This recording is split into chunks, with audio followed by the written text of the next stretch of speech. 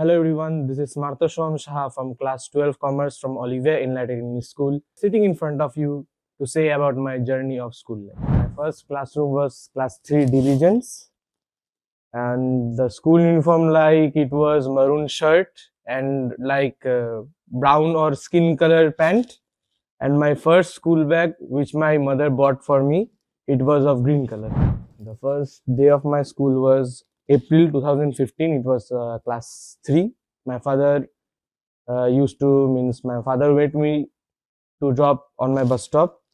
First day when I entered the school, I was like shocked and blank totally where I came. I was totally in a different environment, and slowly when I have an interaction with my teachers, I began to know that this is a like a home only where we can express our feeling with our teachers. Like how we express our feeling with our parents in our home, like that only, same to same as like that only we can express our feelings in the school. The main turning point was when I entire journey I don't know, because of in class 3 I just first time I participated in Spectra, so that time I was totally clueless. When slowly it began after lockdown in class 9, when I started to play instruments on any programs, teachers motivated me, and I got so many chances to do any programs in the school only.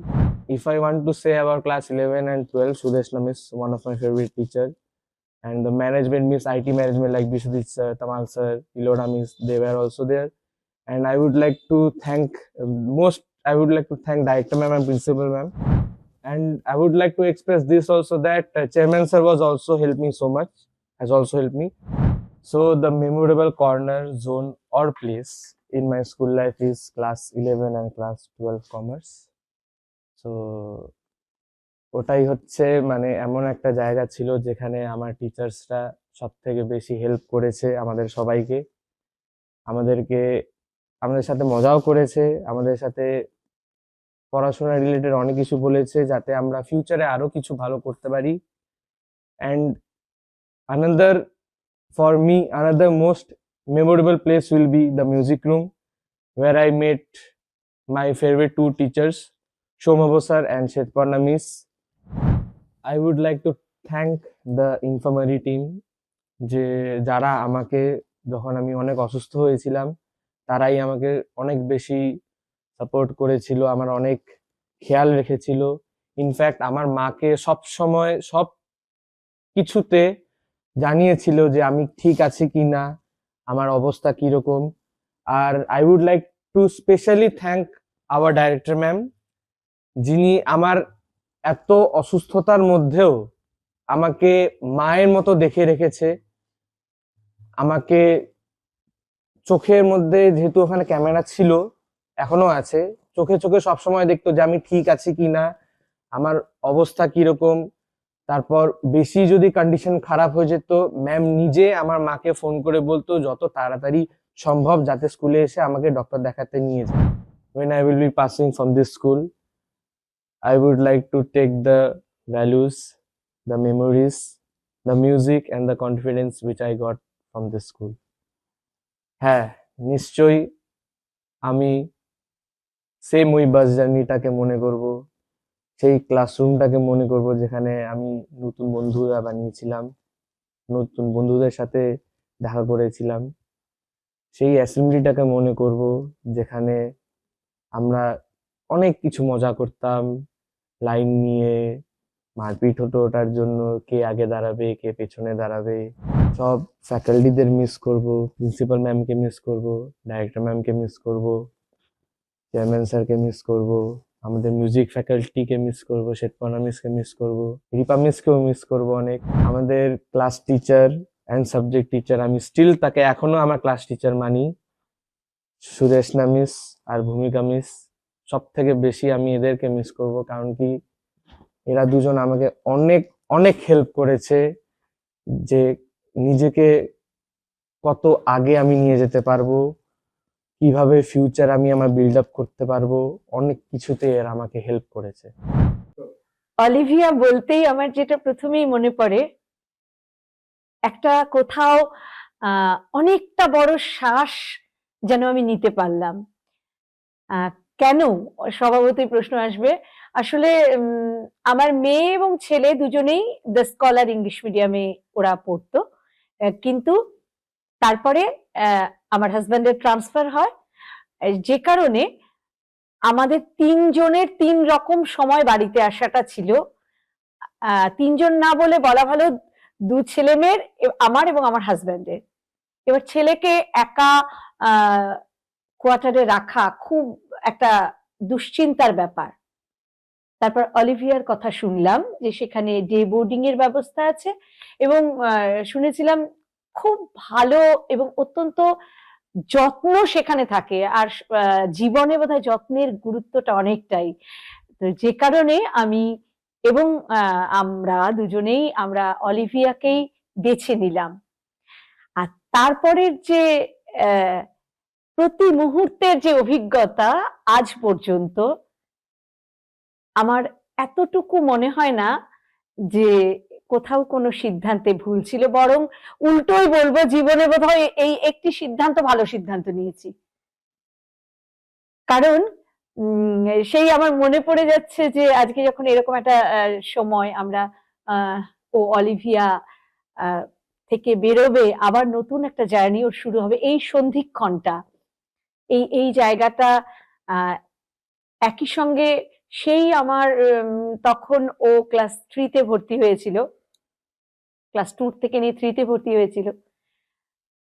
ওর যে performance ছিল, সেখানে একটা ডান্সের performance ছিল, এবং গান্ধীজিকে নিয়ে আমাদের বাপু সেহত কে লিয়ে তু তো হানিকারক হ্যায়।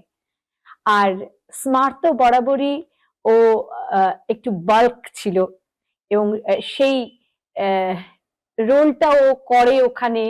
গোল গোল চশমা, স্কুল থেকে এত ভালো কোরিওগ্রাফি ছিল, এত ভালো আয়োজন ছিল, সেটা আমার আজও আমার মানে এখনকার কথা বলতে গেলে তো সমাজ মাধ্যম খুব জরুরি একদম একটা প্ল্যাটফর্ম। আমি খুব সম্প্রতি ওই সমাজ মাধ্যমে দেখছিলাম শেয়ার করা সেই পোস্টটি, যেটা স্কুল থেকে করেছিল, বাপু সাহেবকে লিয়ে তু তো হানিকারক হ্যায়।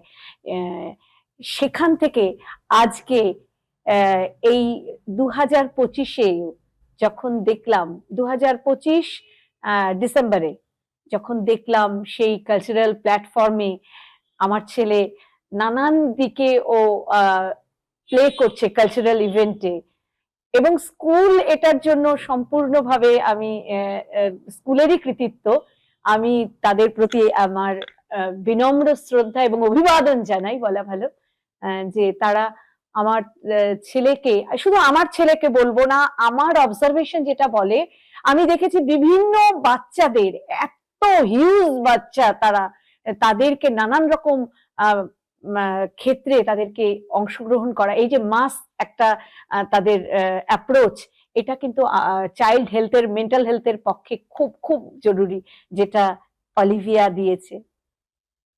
আর যে কথাগুলো না বললে একদম খুব অন্যায় হবে, এবং আমি হয়তো সেই ভার মুক্তি থেকে কখনো নিজেকে সরাতে পারবো না, সেটা হচ্ছে আমার ছেলের একটা অটো ইমিউন প্রবলেম ছিল, যেটা মোটামুটি ক্লাস 8-এর পর থেকে দেখা যায়, যে বিপির মারাত্মক রকম একটা ড্রাস্টিক ফ্ল্যাকচুয়েশন ছিল। সেই জায়গাটায় অলিভিয়া, আমাদের director ma'am, respectable director ma'am, তার যে রোল, তার যে অবদান, সেই সঙ্গে সঙ্গে প্রত্যেক ফ্যাকাল্টিজ, প্রত্যেক টিচার, নন টিচিং স্টাফ, প্রত্যেকটা, এটার একটা টিমের যে কোঅপারেশন, যে আর এখান থেকে ইসলামপুর থেকে ভিমবার অলিভিয়া অনেকটা দূরত্ব, কিন্তু চাইলেই আমি সেখানে পৌঁছে যেতে পারছি না। আজকে আমার প্রাণের টুকরো সেখানে আছে, বিপি মারাত্মক উঠে গেছে, সেখানে যিনি নার্সিং স্টাফ, প্রত্যেকে এত যত্ন, এত কেয়ারিং, অ্যাজ ইফ এর মায়ের মতো আগলে রেখেছে। হয়তো আমিও অত ভালো আগলাতে পারতাম না। ডাইরেক্টর ম্যাম এবং হোল টিম অফ অলিভিয়া, আমার এবং আমাদের, তাদের প্রতি আমাদের চিরকৃতজ্ঞতা প্রকাশ করি। এবং লাস্ট টাইম ও বাস্কেটবল খেলতে গিয়ে মাথা ঘুরে হোক কোনোভাবে হোক পড়ে গিয়েছিল, ঘাড়ে বীভৎস চোট পেয়েছিল, তখন সেই আবার সেই স্কুল, সেই সঞ্জয় স্যার, তারা তাদের যে কোঅপারেশন, হসপিটালে নিয়ে যাওয়া, সেখান থেকে আমি পাগলের মতো করছি, আমার হাজবেন্ড ওর বাবা পাগলের মতো ছটফট করছে যে কি হলো, এখানে তো ফ্লাই করেও আমি যেতে পারবো না, একটা মিনিমাম আমাকে ডিস্টেন্স তো অতিক্রম করতেই হবে। সেই জায়গাটা তারা যেভাবে এগিয়ে এসেছেন, এবং বরাবরই এটা আমি বলবো অলিভিয়ার এটা ইউএসপি, আমরা না বাবা মারা খুব মার্কস নিয়ে ব্যস্ত থাকি, এটা এই জেনারেশনের একটা ব্যাধি বলা যায়, একটা ডিজিজ। কিন্তু কারো যখন অ্যাডমিশনের ব্যাপারে এরকম কথা হয়, হয়তো আমি ইন্টারফেয়ার করেই বলি যে তোমরা না অলিভিয়াতে দিতে পারো, সেখানে এত কেয়ারিং না হয়, সেখানে আমি আমি এটা কোনো কারো মুখে শোনার তো নয়, এই আমার জীবন অভিজ্ঞতা, তো সেখান থেকে আমি তাদেরকে সেটা সাজেস্ট করি। এবং আমি কোনোদিনই ছেলের ক্ষেত্রে, মেয়ের ক্ষেত্রে তখন আমি কম বয়সী মা ছিলাম, আমার অভিজ্ঞতার অনেক দুর্বলতা ছিল, কিন্তু আমার ছেলের ক্ষেত্রে সেই গ্যাপ গুলো, আমার সেই ভুলগুলোকে আমি খানিক শুধরে অনেকটাই নিতে পেরেছি। ফলে ছেলেকে নিয়ে আমি নাম্বারের চাপে আমি কখনোই চেপে মারতে চাইনি, আমি চেয়েছি ওর পূর্ণ বিকাশ হোক, মানসিক বিকাশ হোক। এবং যেটা আর একটা খুব উল্লেখযোগ্য কথা, অলিভিয়া কিন্তু শুধু পরীক্ষায় কত মার্কস আসছে সেই সেই স্কোর শিটের উপর ডিপেন্ড করে না। এবং একটি বাচ্চাকে আমি একজন শিক্ষক, নিজেও একজন শিক্ষক পেশাগতভাবে, সেই দিক থেকে বলতে পারি যে প্রত্যেকটি বাচ্চার কিন্তু হার্ট স্পট তৈরি হয়, যে কারণে আমরা ক্লাসে ফার্স্ট সেকেন্ড না বলে গ্রেডেশনের ব্যবস্থা করা হয়। হ্যাঁ, তো সেই জায়গাটা থেকে কোনো বাচ্চা যাতে লো ফিল না করে যে তুমি স্পোর্টসে ভালো, তুমি মিউজিকে ভালো, তুমি এক্ষেত্রে ভালো। এই যে আমরা ভালো দিকে, ঠিক ক্যামেরা পার্সনের সঙ্গে সঙ্গে যিনি লাইটে আছেন তিনি যেভাবে আলোটা ফেলছেন, আমরা যদি পজিটিভিটিতে আলোটা ফেলি, তাহলে আমার মনে হয় আমাদের জার্নিটা খুব এনলাইটেড হবে। এবং একজন বাবা মা হিসেবে প্রত্যেক বাবা মারই হয়তো আসলে এটাই চাওয়া, কিন্তু আমরা না বুঝে উঠতে আমাদের অনেকটা দেরি হয়ে যায় যে আসলে জীবন মানে স্কোর শিট নয়, জীবন মানে ভালো থাকা, জীবন মানে সুস্থ থাকা, জীবন মানে একজন মানুষ আরেকজন মানুষের সঙ্গে সহমর্মিতা এবং সহযোগিতার হাত বাড়ানো। আর ক্লাস 12 কমার্সে যখন 11-12 এলো, তার আগে আমি প্রত্যেক টিচারের কাছে কৃতজ্ঞ তো বলেইছি। আর একজন ম্যাম শিলিগুড়ি থেকে, উনিও নিয়মিত ছেলের শারীরিক খোঁজ খবর নেন, হয়তো উনি ওর ক্লাসটা পান না, ম্যামের নামটা এই মুহূর্তে আমার নামটা মনে পড়ছে না, শাইনি ম্যাম, উনিও এত কেয়ারিং, উনিও এত কেয়ারিং। আর যার কথা না বললে টোটাল জার্নিটা, এই যে কথা বলার যে, তার কথা বলারও তো একটা জার্নি থাকে, কথা বলার জার্নিটা অপূর্ণ থাকবে, সেটা হচ্ছে none other than Sudeshna miss. তাকে প্রতি মুহূর্তে এতটা আমি ওর জন্য চিন্তা আমাকে ঘিরে থাকে যে এই ছেলেটা আমার ঠিক আছে তো, ছেলেটা ঠিক আছে তো, ও কি ক্লাস করছে সেসব আমি জিজ্ঞেস করি না, একদমই সেগুলো জিজ্ঞেস করি না, ও ঠিক আছে তো ম্যাম, জাস্ট আমি জানি এইরকম ভাবে প্যাম্পার করা ঠিক না, কিন্তু কেন করতে পারি, কারণ সেই জায়গাটা ম্যাম আমায় দিয়েছেন। তিনি এতটুকু বিরক্ত না হয়ে, তিনি এতটুকু কোন রকম ভাবে ইগনোর না করে, তিনি কিন্তু সব সময় তার সময়, যত ব্যস্ততাই থাকুক বা ব্যস্ত থাকলেও তারপরেও তিনি কিন্তু তার উত্তর জানিয়েছেন। এবং আমার বাচ্চার অনেক কিছু জিনিস আমি ডে টু ডে যেটা আমি লক্ষ্য করছি যে হয়তো আমি জেনে উঠতে পারি না, কিন্তু ম্যাম ঠিক জেনে যান। তো এই যে কোঅর্ডিনেশনটা, ছাত্র শিক্ষক সম্পর্কটা যতটা ফ্রেন্ডলি হবে, যে কোনো সম্পর্কগুলো যত বন্ধুত্বপূর্ণ হবে, সেই জায়গাটা আমার মনে হয় আলটিমেটলি সবচেয়ে ভালো হবে। শেষে একটাই কথা বলবো, আমরা সিলেবাস করে চিৎকার করে আমরা মানে মরে যাই, কিন্তু আসল সিলেবাস কিন্তু সিলেবাসের বাইরেই। বলছি স্মার্ট তো ক্লাস 12 বোর্ড দেবে, তা আমার রুটিন ছিল হচ্ছে 6টায় ওঠা, উঠে ওকে ঘুম থেকে ওকে উঠিয়ে দেওয়া যাতে ও রেডি হতে পারে, তারপরে হচ্ছে বাস স্টপে যে ওকে দিয়ে আসা, প্লাস ওকে যখন আসে তখন নেওয়া। বোর্ড দেওয়ার পর মনে হয় এই দায়িত্বটা তো আর থাকছে না, যেহেতু ও কলেজে জানি না কোথায় ভর্তি হতে পারবে, কোথাও হবে, যেটা শিলিগুড়ি হোক বা কলকাতা হোক, মানে এই যাত্রা থেকে আমি মানে মুক্তি পাচ্ছি আর কি। ওখানটায় একটা রুটিন অভ্যাসের মতো দাঁড়িয়ে গেছিল, যে সকালে উঠা, তারপরে সন্ধ্যাবেলা ওকে নিয়ে আসা আর কি। এই জার্নিটা হবেই আর কি, যখন বোর্ড দেবে আর কি, ও তো একটা আরো বৃহত্তর জগতে যাবে ওখানটায় পড়াশোনার ক্ষেত্রে। তো এটা সবার ক্ষেত্রেই হবে আর কি। একটা তো খারাপ লাগা থাকবেই যে ওকে ছেড়ে থাকতে হবে আর কি, একটা তো বন্ডিং ছিল আমাদের, পাশে থাকা, যেখানে হোক সমস্ত ইস্যুগুলো আবদার গুলো আমার কাছেই করতো। বা যেখানে আবার চলো একটু ঘুরে আসি ওখানটায়, ঠিক আছে। তো এগুলা মানে কমে যাবে, ও হয়তো ও যেটা বলছে আর কি, ছুটি ছাটাতে বা ইসেতে চলে আসবে অফ টাইম গুলোতে, তখনই থাকতে হবে, এটাই মেনে নিতে হবে আর কি। তো আমি চাই ও জীবনে আরো উন্নতি হোক, যেমন এখন ও স্কুলে যারা দেখেছি কি সুন্দর কালচার প্রোগ্রাম গুলো করে, তখন খুব ভালো লাগে। ওকে বড় বলি এটা করো বা ওটা করো, ওকে বলি আর কি, মানে যেটা হয়তো আমি হয়তো পারিনি বা আমার শখ ছিল, ওর মাধ্যমে, ছেলের মাধ্যমে আমি সেটাকে পূরণ করার চেষ্টা করি আর কি।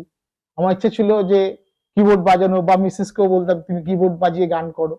কিবোর্ড কিনে ও শিখছে, ও ভালো করে করছে, আমার খুব ভালো লাগে যখন ও প্রোগ্রাম গুলো করে, গানগুলো ও যখন করে আর কি কিবোর্ড বাজিয়ে। হয়তো আমি ওর মাধ্যমে আমার ইচ্ছেগুলো হয়তো পূরণ করছি আর কি। ও আরো জীবনে উন্নতি হোক, সবাইকে হোক রেসপেক্ট করুক। আর সব থেকে বড় কথা, স্মার্ট তো আমার গোটা জীবনের, আমার অস্তিত্বের মধ্যে। আমার মেয়ে তো 4 বছর হলো বাইরে, ও আমাকে আমার মা বাবার মতো কেয়ার করে।